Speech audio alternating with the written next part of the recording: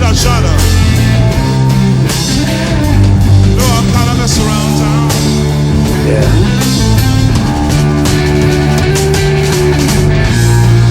Yes, so I did a shot.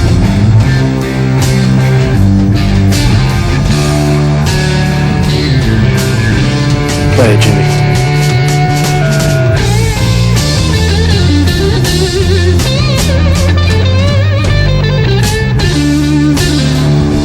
What's up, everybody? Good morning. Today is the day of truth. Today, my friends, is a big day of truth, a big day of confirmation. It's a confirmation that we were right the whole time about RussiaGate. Right now, Jimi Hendrix got the stage, so we gotta shut the hell up and listen. This is a big confirmation by CrowdStrike. We got him. Got him. Hey, Joe. Shot your lady down. I heard you shot her down. Hey, Joe. I heard you shot your lady down.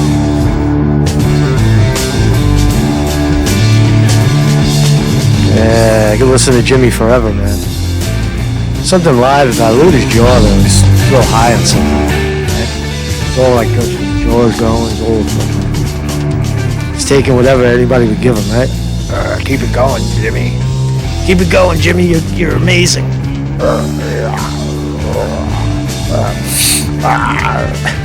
Sad, man. Look at the plane. Playing an upside down Stratocaster, by the way.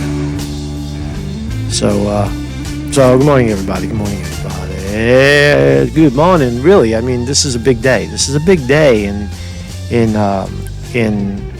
days. If there are big days, this is a big one because we have confirmation finally that RussiaGate was a total farce. Right? Remember, it was predicated RussiaGate was predicated on the notion that. Do I got a pop in my mic? No. Was predicated on the notion that Russia hacked the DNC. Right? If there's no hack, if there was no DNC hack, if Russia didn't hack the DNC, then there is no RussiaGate. That the whole fucking Mueller report and the whole idea that Russia swooped in and stole our democracy from us when it was actually the Democrats and we had the evidence on the table. If there is no Russian hack, there is no RussiaGate, which I've said all along, that the FBI made up this story. It was actually CrowdStrike that made up the story of 12 GRU agents that swooped in and stole the information from the DNC 2016. You remember all that? And without that, that's right up there with it. Without a DNC hack by the Russians, that's right up there with Jesus didn't rise from the dead. Right?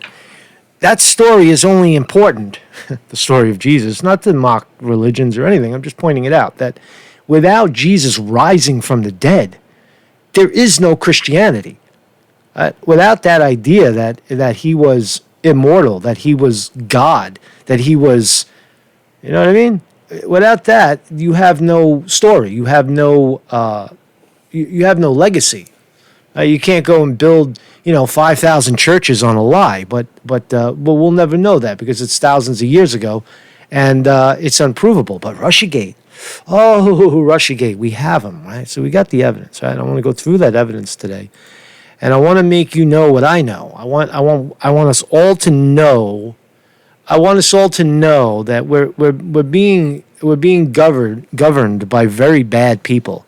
I'm on this trip right now where I'm trying to identify good from bad. I call it silly, call it juvenile, call it elementary. But what are good people and what are bad people? And when are we? If we're we all think of ourselves as good, for the most part. I think we view ourselves as good. Some of us know we're bad, but for the most part, when do we? And if we are good, at what point in our lives do we step over to the bad side? What changes? What is the fundamental change that makes us a bad person, right? Or a bad community or a bad country. Because I think that we're operating globally as very, very bad people.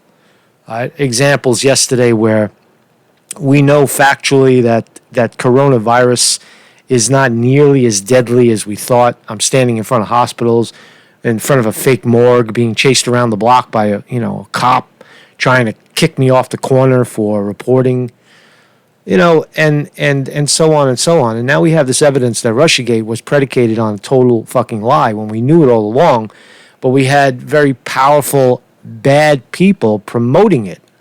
Very powerful bad people promoting the idea that Russia stole the election.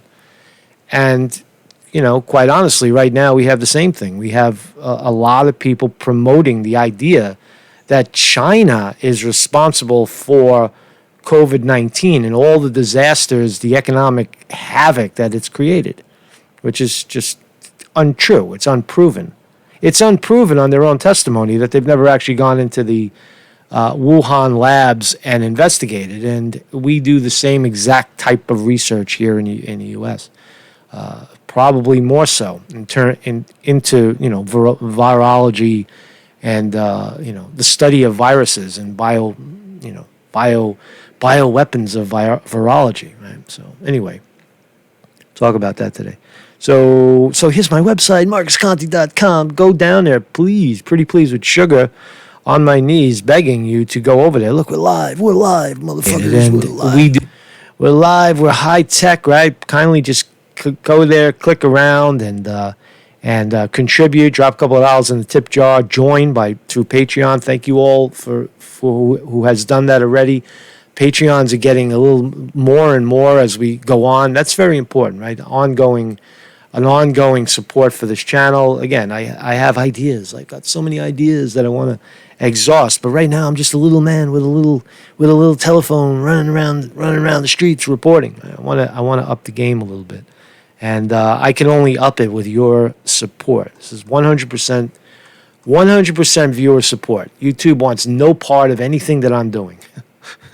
They don't want us. So quickly, let's talk about some basic news. Got some people here. Thank you. So basic news. We got the House Democrats, more bribery money coming. Don't think that you got it all yet. Right? Another $1.2 trillion of coronavirus stimulus money. Right? So we should all be getting interesting. 1.2 trillion is actually $1,200 a person. Right? You see how they do that shit. Right? Expect another bribery check to come in the mail soon. White House has started informal talks with Democrats and Republicans in Congress about what to include in another round of coronavirus relief legislation. So they're gonna cut everybody another $1,200. They're gonna give the banks another fucking $500 million, $500 billion. 90% of this will go to the banks and the oligarchs and the people that don't need it, and people will get the crumbs again. So just a point of. Just something to think about. Nancy Pelosi is working for you. Look, she's doing her best impression of George Washington behind her. Look, same hand. Her hand should be up though. Her hand should be the other way. She's Nancy Washington. She's George Pelosi. Look at her. What a fucking phony, man. What a phony.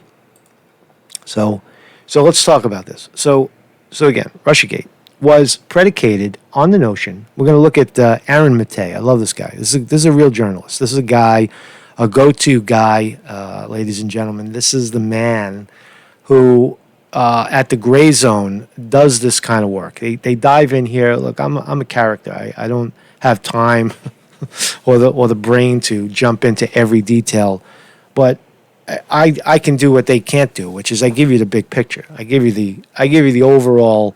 Like, this is what it is. This is what's happening. Right? This is what's happening in your country. So these guys are going to give us the details, and Aaron Mattei does the job. But again, always, I'm going to go through each one of I got all the documents. This is total fake. You remember this? Wanted by the FBI. Let's talk about it for a second. Wanted by the FBI. These were the 12 GRU agents that allegedly hacked the DNC. They had them by name. They named them. conspiracy to commit an offense against the United States, false registration of domain name, aggravated identity theft, right? On and on and on, right? But they took it further, right? Not just a wanted for some questions. They got their indictment. You remember?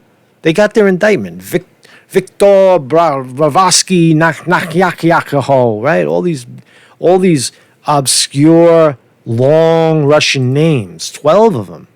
GRU agents. In or around 2016, the Russian Federation operated a military intelligence agency called the Main Intelligence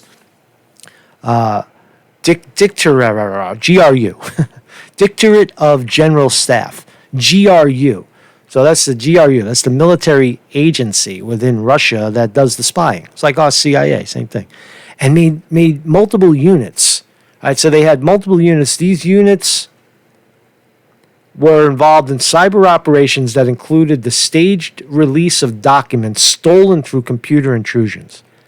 That is totally false and irresponsible of the facts. Involved in staged releases. The staged releases were WikiLeaks.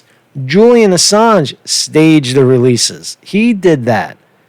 And the documents were not stolen. They were handed to him by a snitch, by a leak. We know these facts to be true, right? But they told us the opposite. See, they told us the opposite. They gave us shiny papers and court papers stamped by judges in courts and very, very highly placed intelligence people. They told us that Russia did it, right? They told us that there's bodies in those fucking freezer trucks on the corner, that they're full of dead bodies, right? And you go there, there's no smell, there's no leak, they're not even on, they're inoperable. Right? See, bad people will do this. That's my point, is that very, very bad people told us that what we were seeing was incorrect and that you're wrong to believe it. You're wrong to believe what you're seeing right in front of your face. That's propaganda. That's a high form of gaslighting. That's what it is. We were led to believe that these 12 GRU agents swooped into the DNC in 2016 and hacked the DNC right around June, July, April, May, June of 2016, when we knew all along that there were a couple of young men in there, Seth Rich for one, and working with was the source, working with the publisher Julian Assange, is likely how it went down, and Seth Rich died. Some variation of that, and we do know the answer. We can find out the answer very easily. The answer to the mystery is in that jail in England. Right, where Julian Assange is sitting there. He's sitting in Belmarsh prison in England, in London. There lies the answer. If you really want to know what happened, why didn't Mueller ask Julian Assange? Right, because they tried to frame him as a spy. Because they lied. They wanted to control the narrative. Right? And now we have him. We know for sure that this is. Look at this. Mueller report, 448 pages, predicated on a total fucking lie. The whole thing is a lie. That the use of WikiLeaks, that there was no agent, there was no Russian GRU agents. That's the point. So let's listen to Aaron Matei spell it out for us in a very intellectual, grounded way. He tells us what's going on. Let's listen. Welcome to Pushback. I'm Aaron Matei. There have been a number of developments in the RussiaGate story recently, all of which underscore just how much of a fraud this entire thing was on the issue, especially of collusion. But in this segment, I want to focus on new revelations when it comes to the core allegation at the heart of RussiaGate, which is this allegation that Russia stole emails from the Democratic Party and later gave them to WikiLeaks, because that is what is at the core of this entire thing. Again, that is what's at the core of the entire thing. I would say it's literally the foundation of RussiaGate. The foundation, the thing that the whole crime was predicated on was that that Russia stole the DNC emails, and that was done to make you not look at what the emails actually said, which was that the Democratic Party stole the election from Bernie Sanders and favored Hillary Clinton, which was unprecedented. In the last time the Democrats stole an election was 1968 at that convention. Right? So it was unprecedented what they got caught doing, and RussiaGate covered that crime. And ultimately, they doubled down. Rather than admit it, they doubled down. And guys like, Roger Stone and Jerome Corsi and fucking crazy guy, Alex Jones, right? They tried to say that it was, then the Democrats pinned it on Trump, right? The story then shifted to Trump. And these jerk-offs like Roger Stone tried to say that he was in direct contact with Seth Rich. Guys like Seth Rich were Bernie Sanders supporters. They would have never, ever talked to people like Roger Stone. Just know the facts. Right? Know the facts.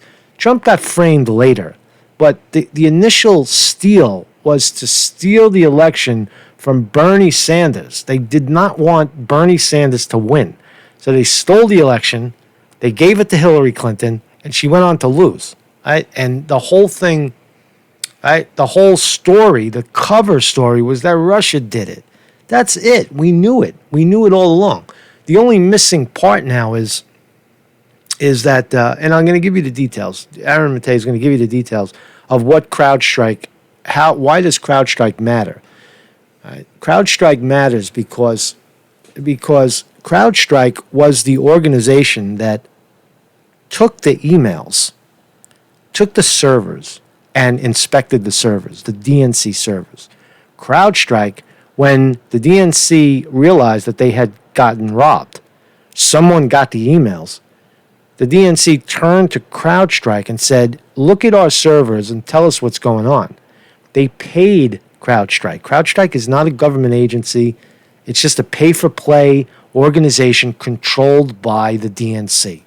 They paid the DNC. DNC paid CrowdStrike to get the evidence that they needed to say that they were hacked by the Russians. And then Guccifer 2.0 was born. Guccifer was born. All of these fictitious computer characters were then discovered later. Right? Now, in proper law enforcement, the FBI should have come in.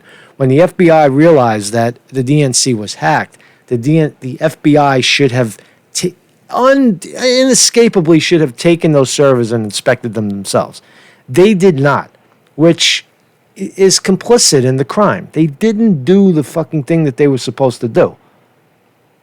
Follow? The FBI didn't do it. Why? Because they were covering for the DNC. Comey, McCabe, the then president, Barack Obama, Loretta Lynch. They were covering the FBI, McCabe and Comey and the rest of the bad bunch, James Clapper and that CIA fucking idiot. I forgot his name, but they were all in on the prank. They were in on the coup to denigrate Trump and elevate Hillary Clinton to the White House so that they can maintain power. And that is the story of RussiaGate. Now, in that, there's high treason because you're lying. First of all, you're lying to the American people. You're using positions of power. All these people should have been in jail. There's no doubt about it. James Comey should clearly have been locked up. I'm sorry. I'm stepping all over Aaron Matei. Let's listen to Aaron Matei.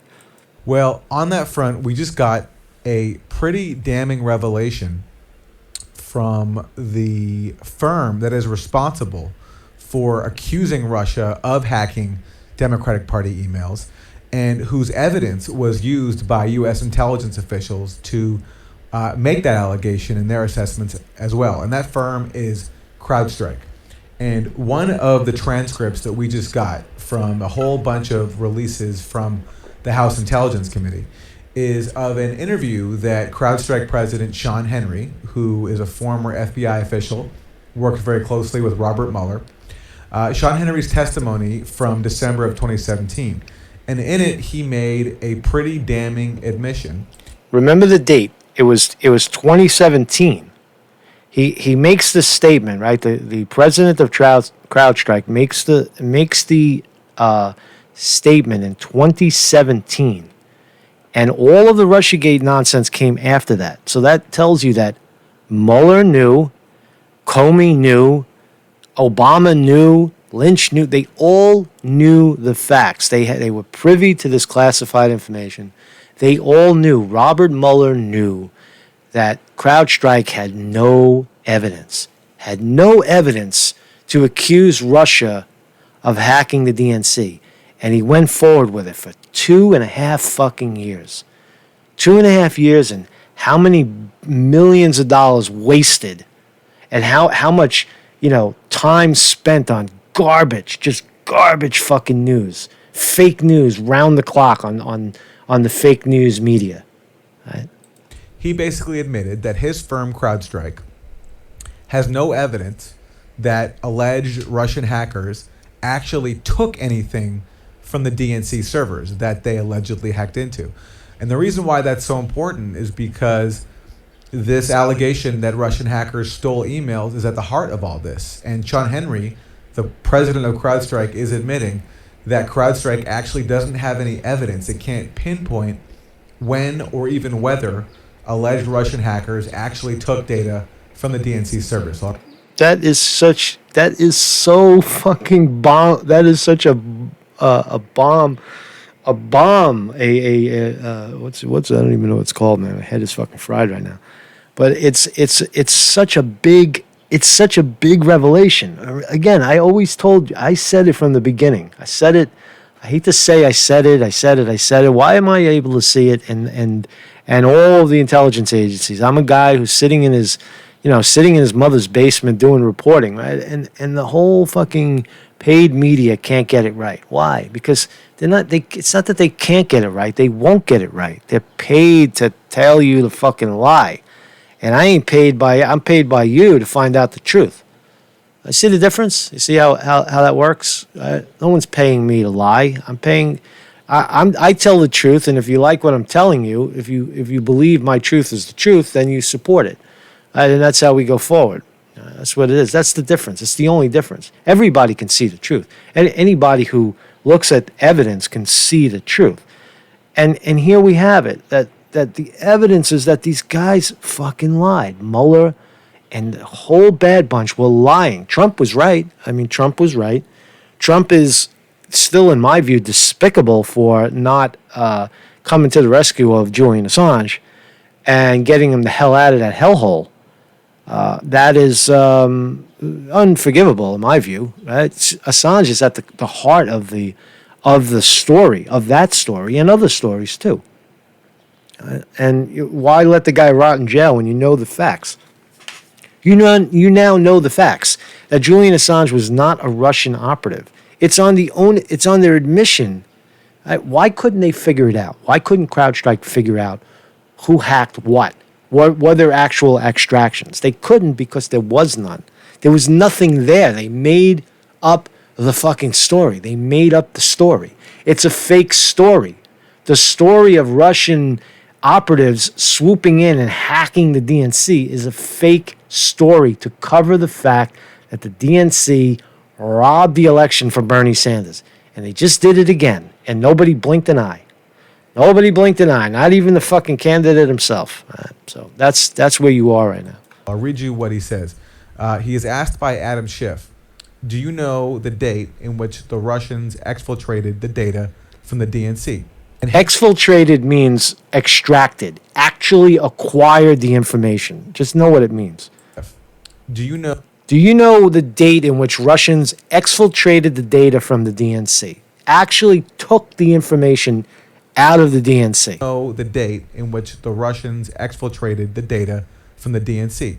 And Henry answers this. He says, quote, we did not have concrete evidence that data was exfiltrated from the DNC, but we have indicators that it was exfiltrated. So what he's saying there is that he's saying that we don't have any evidence, but we have a conspiracy theory. That's what he's saying. Sorry, Aaron, but that's what he's saying. He's saying we have no evidence. No evidence. There's what evidence? Evidence? You mean like actual evidence where we could actually see what's going on and confirm that what we're saying is right? No, they don't have the evidence. They got a fake story, a conspiracy theory, and then they start to formulate the story after the fact. Let's indict 12 idiots from in Russia with Russian names, and the American people are stupid. They'll eat it. They'll buy it. CNN will, perpetrate it. Rachel Maddow will go on TV and scare the shit out of you, Russia. She'll say Russia 400 times in one segment, and tell you how bad the Russians are, right? And then you buy the story, but you don't look at the fact. Right? That's gaslighting. You're not allowed to see the facts.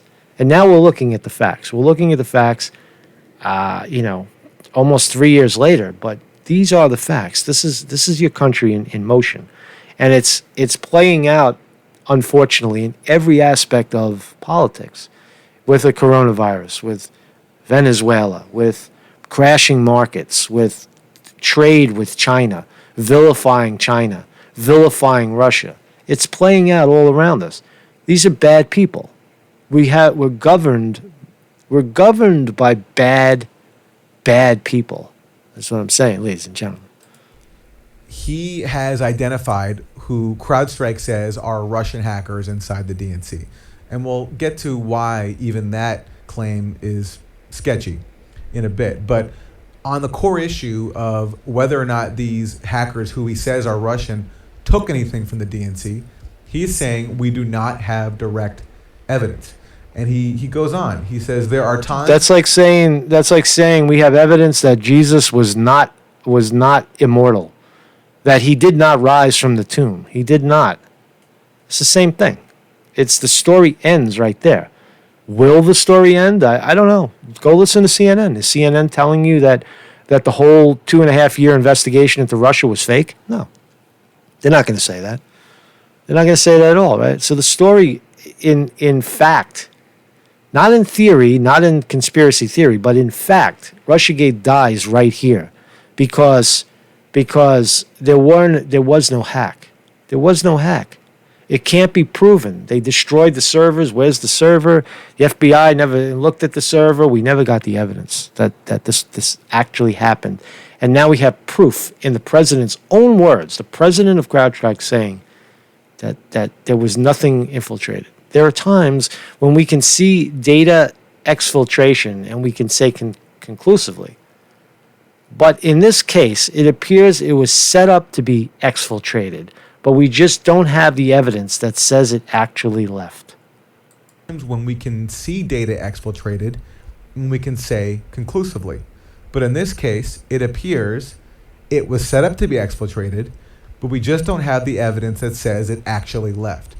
So what he's saying there is that looking inside the DNC servers, he sees evidence that somebody staged the DNC emails for exfiltration, for taking them from the server, but he cannot tell us whether or not that exfiltration actually happened. And it is a damning admission, because if you can't say definitively that the people you accuse of stealing the emails actually took the emails from the server, then how can you confidently accuse them of stealing those emails? And he says this multiple times. He is asked by Congressmember Stewart of Utah about the emails specifically again, and he says, there's not evidence that they were actually exfiltrated. There's circumstantial evidence, but no evidence that they were actually exfiltrated. First of all, in a court of law, or to get a indictment, the circumstantial evidence is evidence. There's direct evidence. Direct evidence is we got the guy, we caught the Russian guy, crawling out the window, and we found him with the hard drive, and we got him with the evidence. We got him with the actual shit in his pocket. Like, that's direct evidence. Or we got a guy shoots another guy, and we got a video and the smoking gun and witnesses. That's direct evidence. Circumstantial evidence is something a little less. Like we know that someone was at a certain place at a certain time. That's circumstantial evidence. It's not. You need the point is that to get an indictment, you should have a mountain of circumstantial evidence. As circumstantial evidence piles, then you can say, that amounts to, you may need like 10 pieces of circumstantial evidence as opposed to one piece of direct evidence. With circumstantial evidence, you have to explain it. With direct evidence, there's no explanation necessary. Here's the evidence. Here's the gun, here's the shooter, here's the video, here's his testimony. That's direct evidence. Here, we don't have any. And to say that there's circumstantial evidence is like saying, it's like saying that we have a theory. That's all it really is. It's very damning. It's very damning to know what, to know this. I hope people see the impact of this. I doubt it, but. And this is something he says again and again and again and again. And so this is huge. And this is something that we were never told. Now, we were given an indication, though, of this. And I highlighted this in writings that I've done on this. I did a long piece for Real Clear Investigations last summer about how the Mueller report, in recounting the alleged Russian hacking of the DNC, uses qualified language. Let's continue on. That was a great report. Thank you, Aaron Matei of the Gray Zone, for that. Here's another one by this crazy, the Epoch Times, that I'm just turning on to.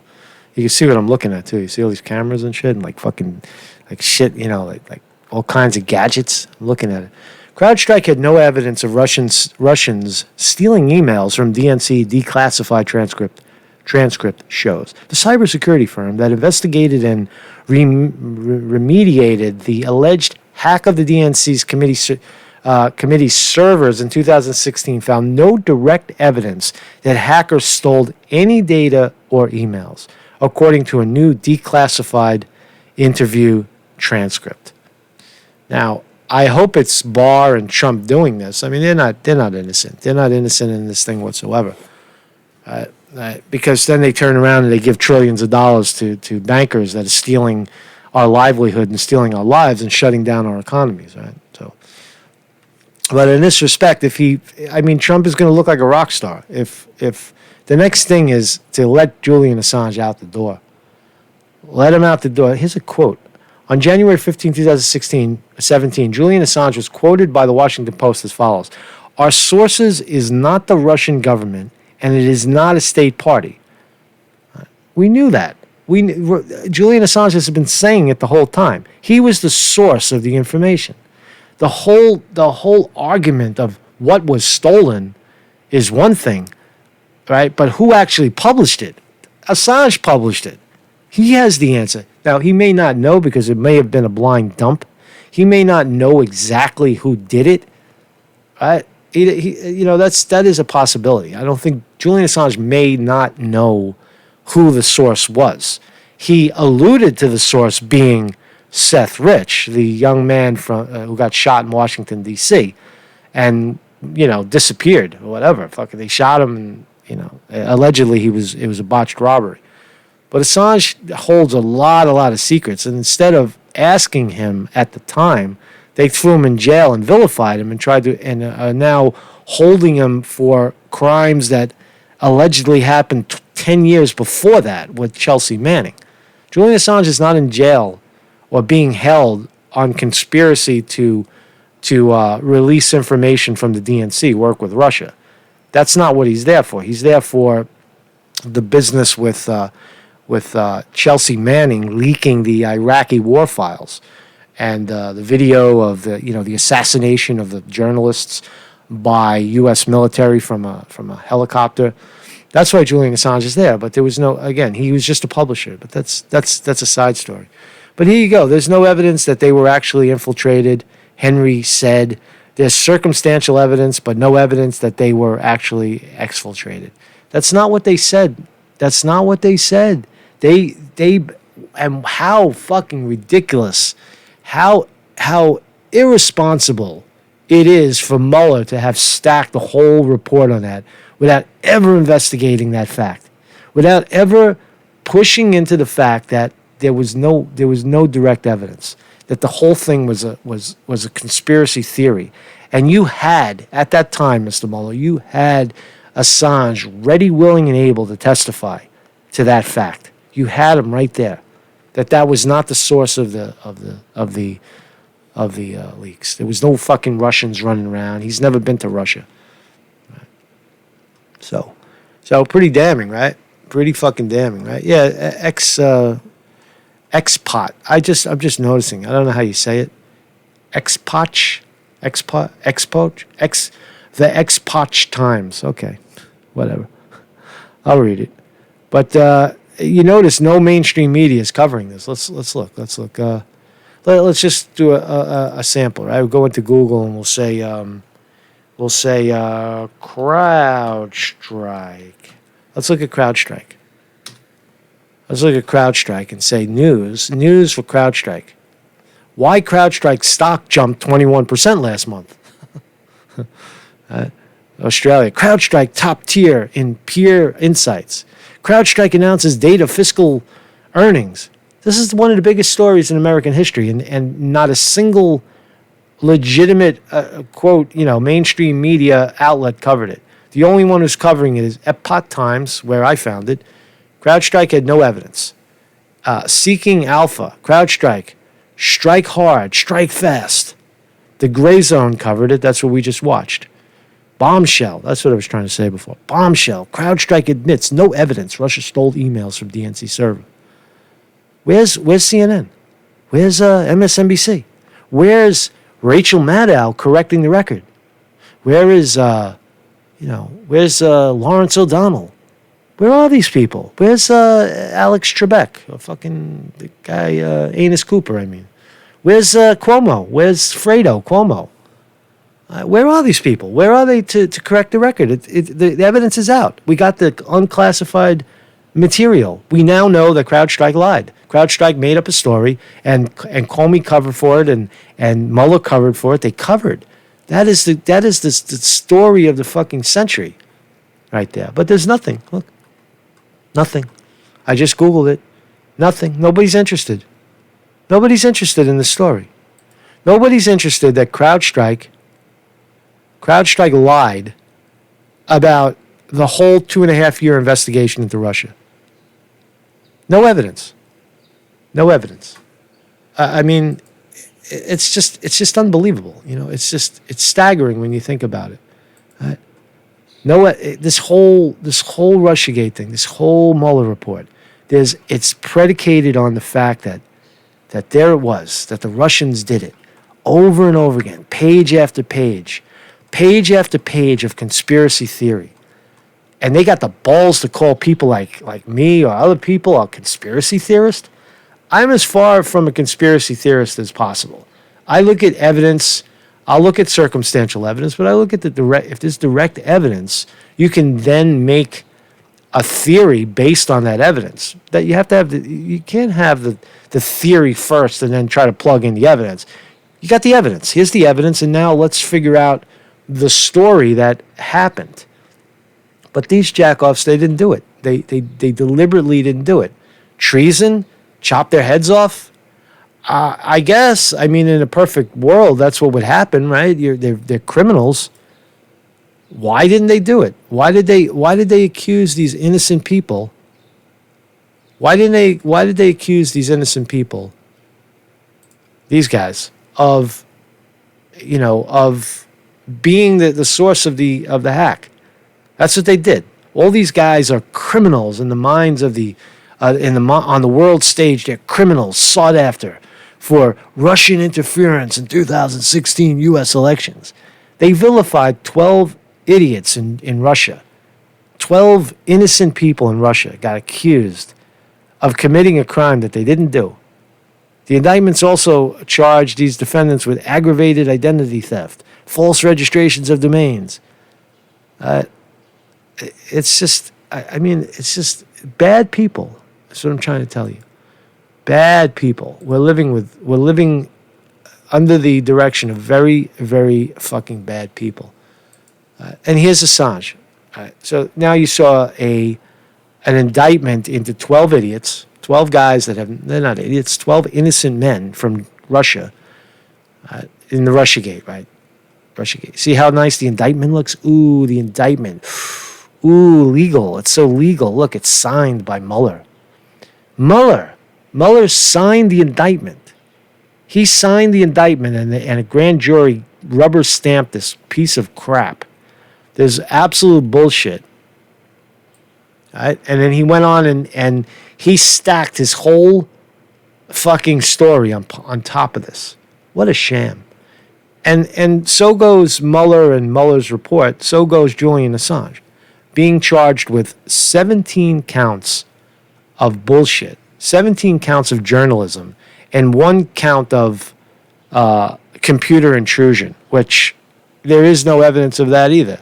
They have no witness. Chelsea Manning refused to say anything more than what she already told the Army at the time. That we know the story. Julian Assange, Chelsea Manning asked Julian Assange for assistance in cracking a password. Just like matter of fact, oh, by the way, can you help crack this? And Julian Assange, pulled out a pencil and tried to figure it out. But that's about it. That's working with a source. That's not computer intrusion. That's not someone trying to hack in. Chelsea Manning didn't need to hack in. Chelsea Manning had access to the information. He was hired to do it. Whatever, was hired to do it. It was a military operative hired to hold on to this information and regurgitate it. And under penalty of 30 years in a military prison if you let it slip out. And that's what she got.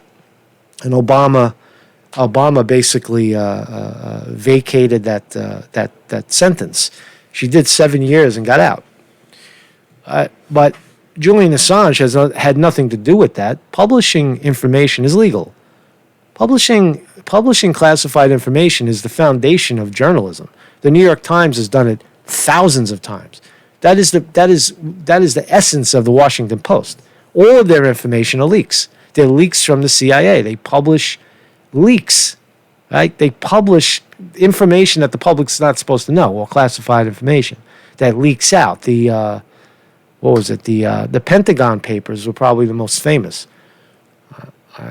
So here we are. We're looking at Julian Assange still sitting in Belmarsh prison, and that is staggering. And that is that this guy knew the answer. He still does. If he's still alive and he's still sane, and you can let him out for 30 days and exercise and smell some fresh air and eat some good food, he'll snap back and he'll be able to tell you the story. But right now they're eviscerating his memory. They're torturing him. They're torturing out the evidence. I'm surprised they didn't just straight out kill him, but he's still alive, and they're torturing the motherfucker. And they're using him as an example, holding him up saying, oh yeah, press? Oh yeah, you wanna release classified information? You wanna make us look bad? You wanna jeopardize my job? Well, fuck you. Well, this is what'll happen to you. That's the example of Julian Assange. So Comey, let's look at this. You remember Comey? Now, this is interesting because the lies run so deep. The lies are piles and piles of fucking lies, right? And you remember when Trey Gowdy questioned Comey about Hillary Clinton? Right? The things that Hillary Clinton did far surpass anything that Julian Assange could have dreamed of. Right? Hillary Clinton lied way more times to the FBI than Flynn did. Flynn lied a couple of times. Hillary and went to jail and had to be rescued literally by Trump's AG. But Hillary Clinton lied and lied and lied, and the fucker on the left covered for Hillary Clinton. Strozak, whatever his name is, Stroke and McCabe, and Comey covered for Hillary Clinton. Hillary Clinton should be in jail. And then Hillary Clinton was allowed to run for president and failed. They should have definitely thrown her in jail at that point, but they didn't. Trump failed. Trump dropped that ball. But just listen to the staggering. This is like the Jimi Hendrix of politics right here. This exchange between Trey Gowdy and Comey. It's almost like historical now, right? We're looking at it 3 years later. But listen to this exchange just for shits and giggles because it's quite brilliant. Classified information over her private email. Was that Secretary Clinton said she never sent or received any classified information over her private email. Was that true?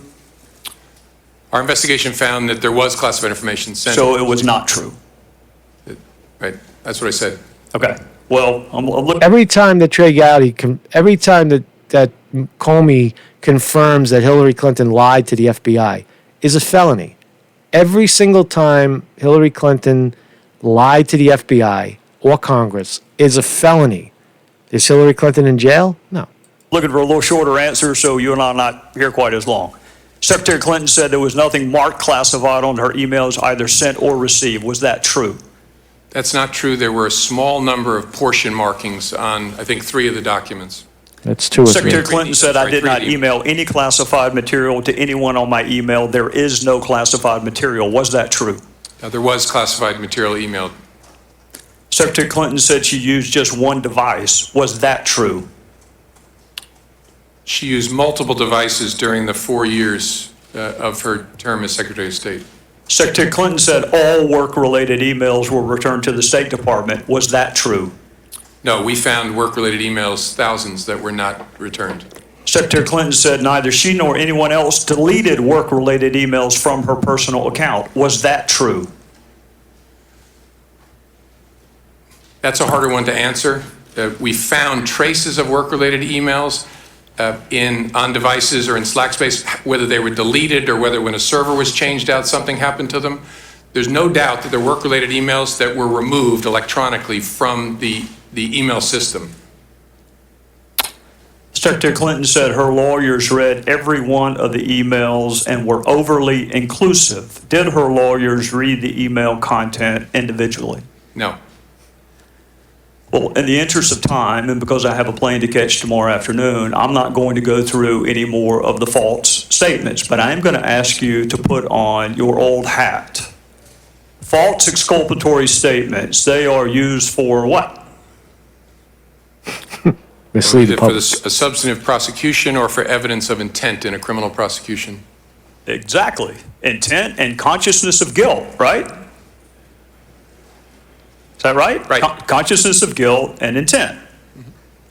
In your old job, you would prove intent, as you just referenced, by showing the jury evidence of a complex scheme that was designed for the very purpose of concealing the public record. And you would be arguing, in addition to concealment, the destruction that you and I just talked about, or certainly the failure to preserve. You would argue all of that under the heading Brilliant argument. of content. You would also be arguing the pervasiveness of the scheme, when it started, when it ended, and the number of emails, whether they were originally classified or up-classified.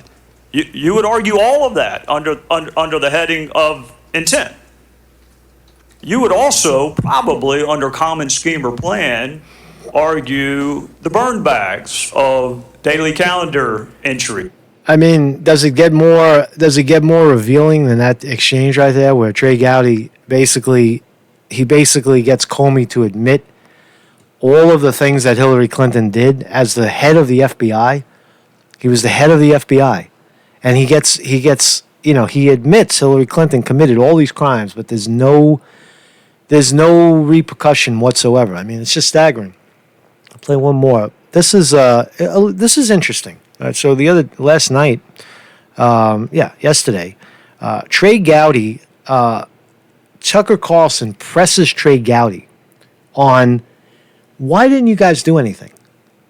Right? Tucker's like, you knew. You can't say just the Democrats knew. Once you knew, what you knew more than anybody. You're the guy who questioned Comey publicly, and that exchange is infamous. That exchange is iconic. And why didn't you guys do anything? Why didn't the Republicans, why didn't you Republicans do something to stop it? You had a majority in the House. You had a majority in the Senate. Why didn't you do something? Why didn't you stop it? Right? And that is very interesting, because it also leads you to believe that they're all on the same team, which is, I think we all know that now, that there is no Democratic. There is a fictitious Democratic Party, fictitious Republicans, fictitious left, fictitious right. But the politicians, the paid politicians all work for the same team. They work for the oligarchs, the people that pay them. They work for the donor class. Whoever gives them the money, that's who they listen to. Evidence in coronavirus. Who did Comey listen to when he was formulating on what to do next? Did he turn to the people and say, people, what should we do? You're people, you're in the community, and you have to live this thing through. What should we do? No, he didn't do that. What he did was he turned to Bill Gates. He turned to fucking Jim Dolan, the guy that owns the Madison Square Garden and others, according to the New York Times. He turned to the billionaire class and said, how can we get out of this? What should we do? And what do the billionaires tell you? They tell you ways that to get out of it where they're going to profit from it. These are bad people. Bad people. Comey is a career climber. He wants to be the president. He's in his last term of governor in New York. He wants to go on. He wants to be the king. He wants to be king of America. Look how great I did in COVIDgate. Look how great I did. Look what I did for New York.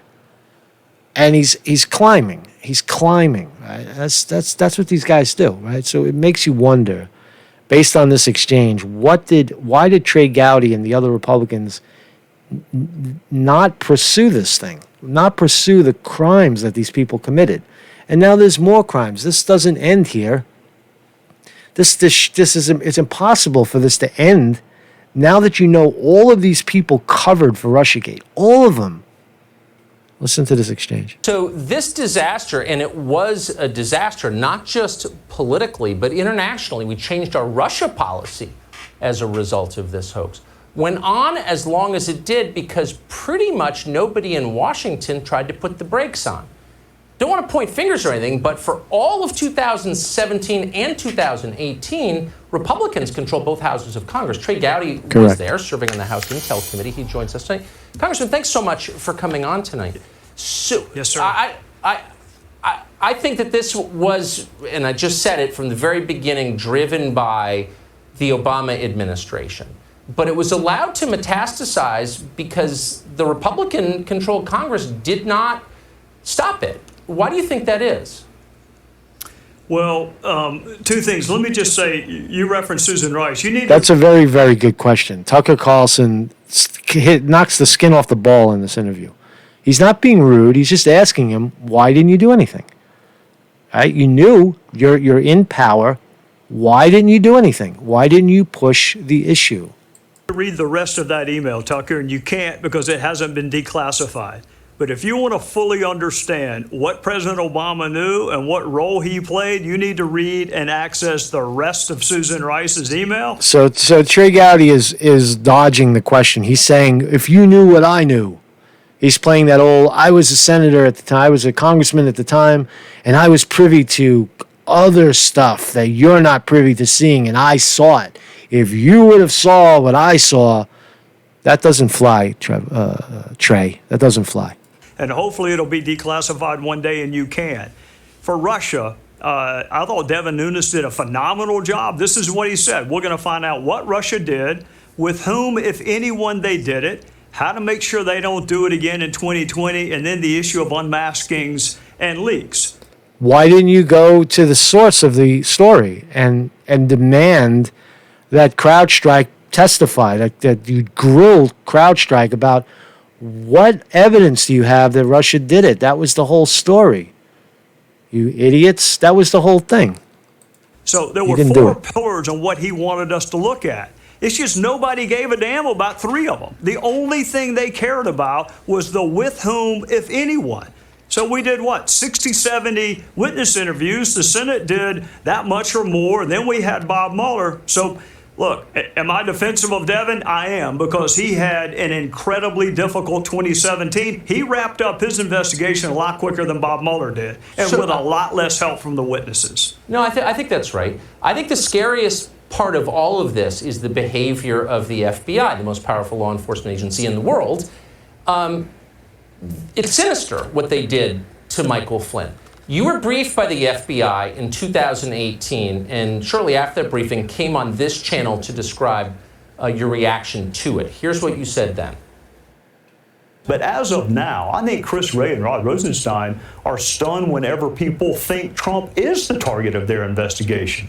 I'll leave it up to them how to brief the president or how to brief his lawyers. Was that point of view that you're talking about right now, was that strengthened when you went into this briefing last week? Yes, I am even more convinced that the FBI did exactly what my fellow citizens would want them to do when they got the information they got, and that it has nothing to do with Donald Trump.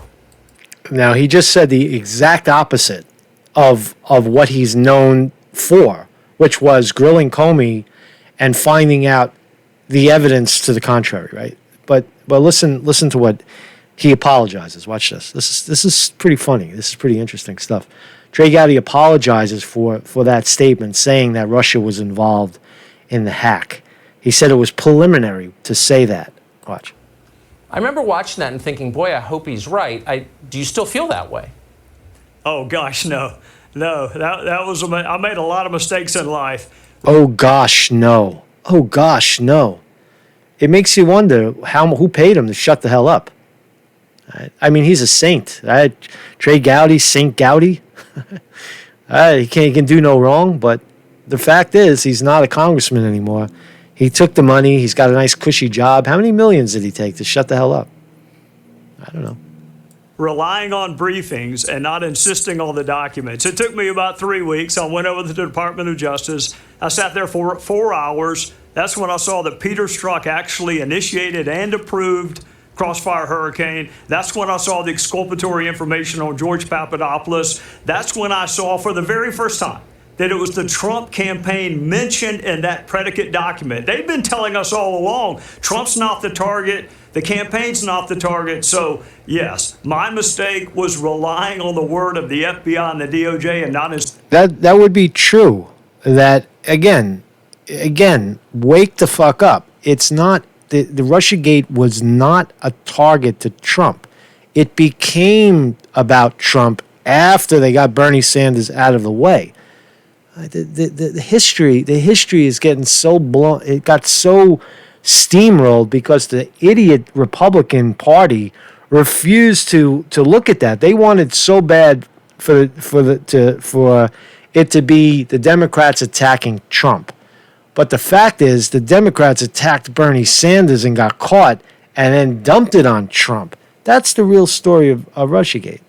That happened in April, May, June 2016, a leak. Right? And this history right here by these Republican congressmen tell a different story. They tell a story of defending their party and their president, which is it's just, again, it's not in the best interest of the people. It doesn't help the people. The truth is the truth. What actually happened? What actually happened? Did Russia hack the fucking servers? No. Did right? That's the truth. Insisting on the documents. Right. Luckily, it took me about 3 weeks to correct that mistake. So that was in March. In July, which is, of course, many months later, you said of the investigation, it is not a witch hunt.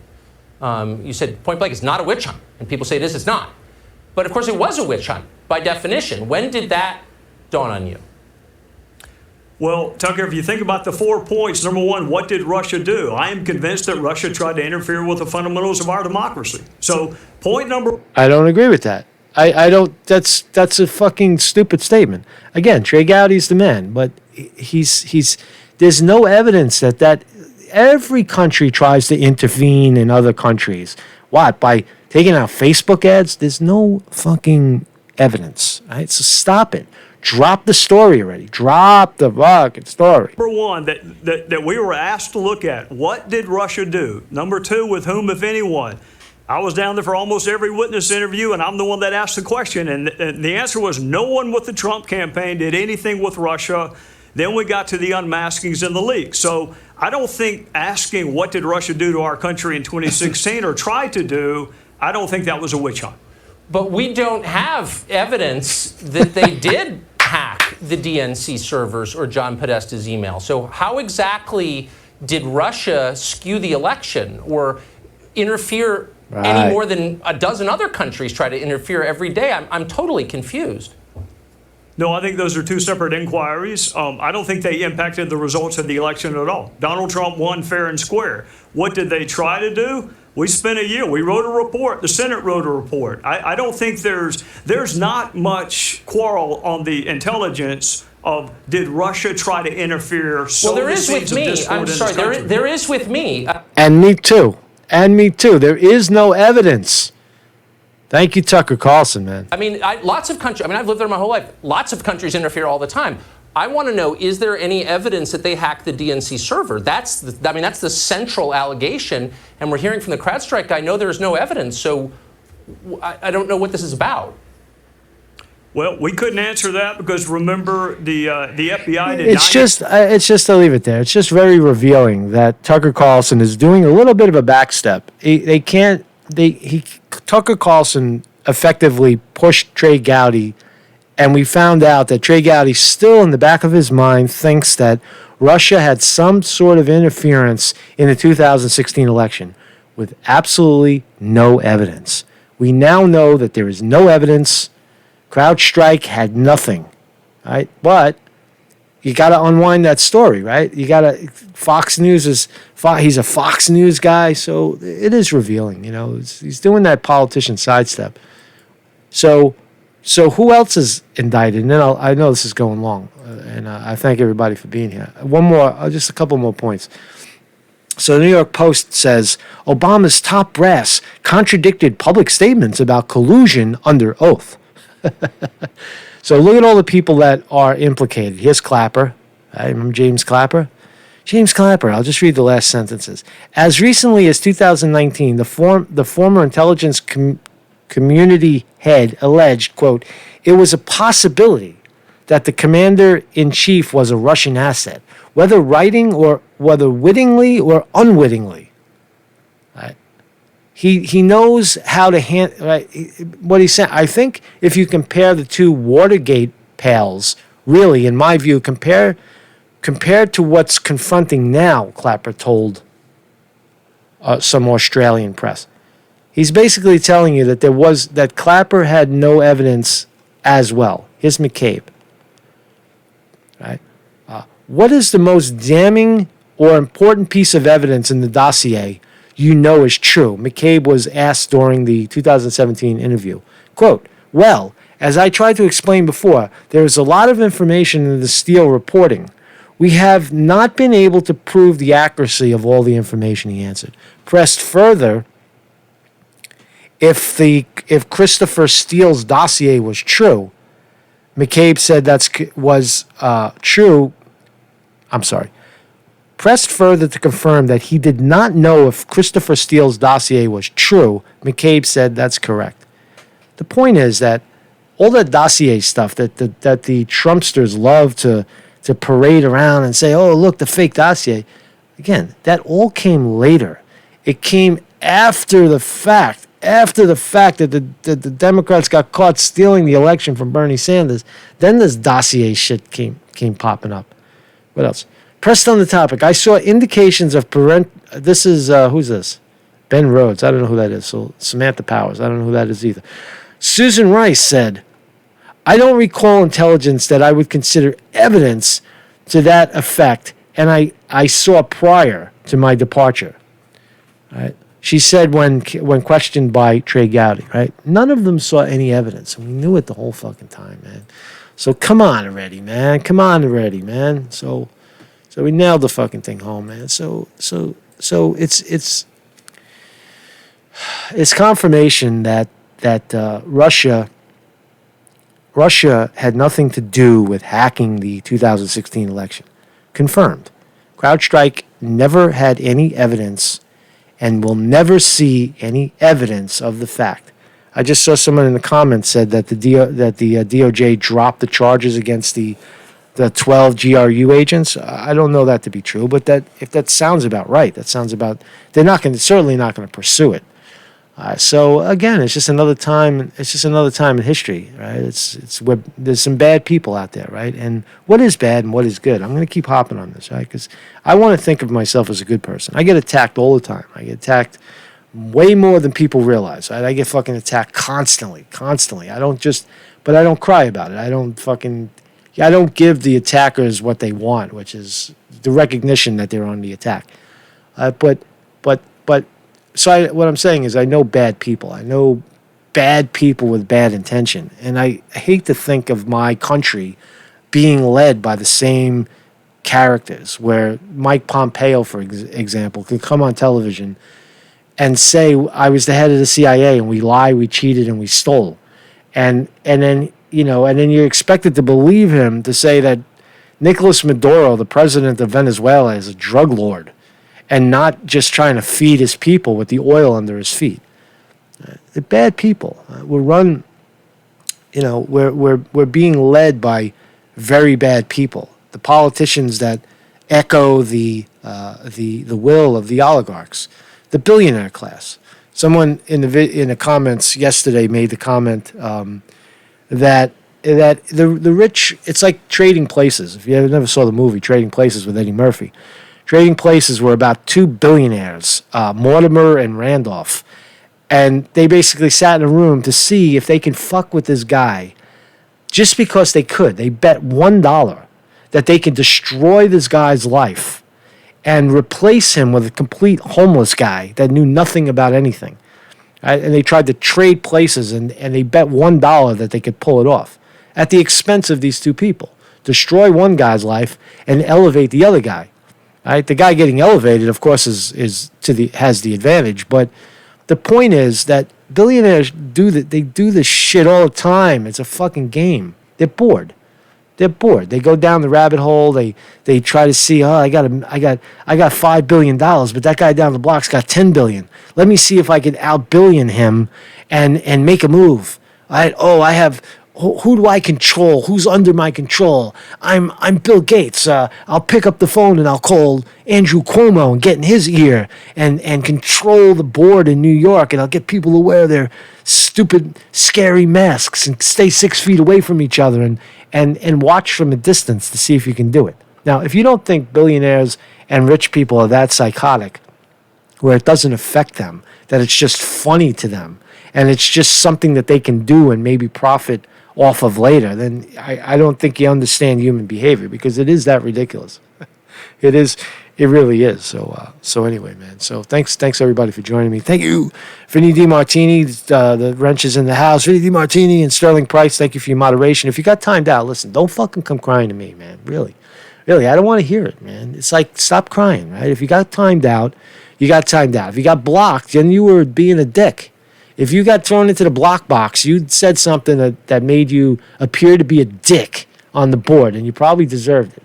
And then you got to come crying to me to let you out of the box. Come on, man. Fucking grow up, man. Grow up, everybody, man. So thank you very much, moderation. Chris Mike pitched a story to me. I still didn't get an answer from you. I'm not sure what the hell you were talking about. George's son, George who? Lee Veltman, motherfucker. Lee Veltman in the house. Talking about George Webb Ratlines. He's been here for a long time, man. Fucking former attacker. CV in the house. What's up, CV? These are all people visiting over from Defango. Nathan Purvis. Good morning, everybody. Good morning. Angie TV. And who else? Who else is here? All right, so it's a good crew, man. So we learned a lot today, right? Fucking learned a lot today. You know what we're going to learn about right now? We're going to learn about the right way to play the guitar. Yeah, my love. Thanks, everybody. Let Jimmy change his strings. Tune up a little bit. I don't know what he's going to play next. Oh, Voodoo Child. Let's see. Fucking Jimmy, man. Just got to look at the next song. He's definitely high. You can see his jaw going. We had a request to do a thing called All Along the Watchtower, but I forgot the words. So we won't do that one. We never played that before in person anyway. We only recorded it because we liked it. Come on, Jimmy, play it. But